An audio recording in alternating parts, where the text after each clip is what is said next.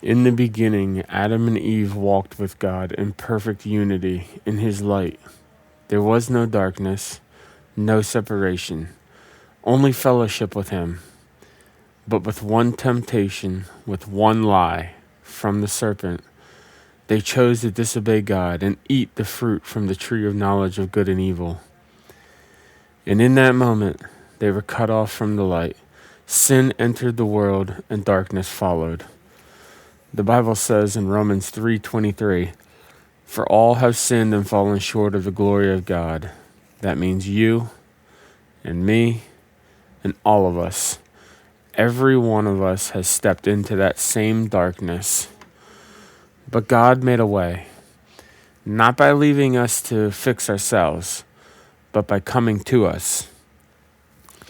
God placed His light into a virgin named Mary, and through her the light entered the world. She gave birth to the Son of God, Jesus Christ, the light of the world. He lived a perfect, sinless life, but this dark world rejected the light.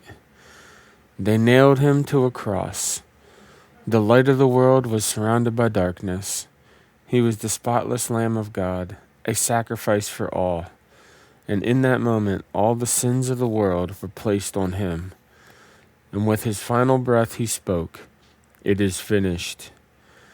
But this was not the end. Because before this, Jesus told His disciples in John 16:7, "It is to your advantage that I go away. For if I do not go away, the Helper will not come to you. But if I go, I will send Him to you."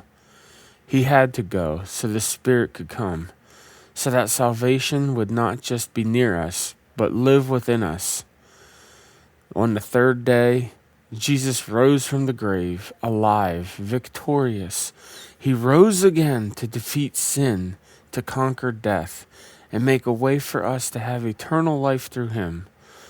The light broke through the darkness, and the darkness could not overcome it. He ascended into heaven and is seated at the right hand of God the Father. And He is still alive today, and now the invitation stands. Romans 10:9 says, "If you confess with your mouth that Jesus is Lord and believe in your heart that God raised Him from the dead, you will be saved." That means eternal life through Jesus Christ. If you want this eternal gift for your life, then pray with me. Dear Heavenly Father, I confess that I am a sinner. I am broken and in need of a Savior. I believe that Jesus gave His life on the cross and rose from the grave to redeem me from my sins. I ask now that Jesus would come into my life and into my heart and be my Lord and Savior, and I choose to follow Him all the days of my life. In Jesus' name I pray. Amen. If you truly meant that prayer and accepted Christ into your life, the light is no longer far away. It is now in you. As Jesus Christ said in Matthew 5:14, "You are the light of the world. A city set on a hill cannot be hidden." So go and share the good news of our risen Savior. This lantern is just a picture. The light came into the world, defeated the darkness, and now that light is in you.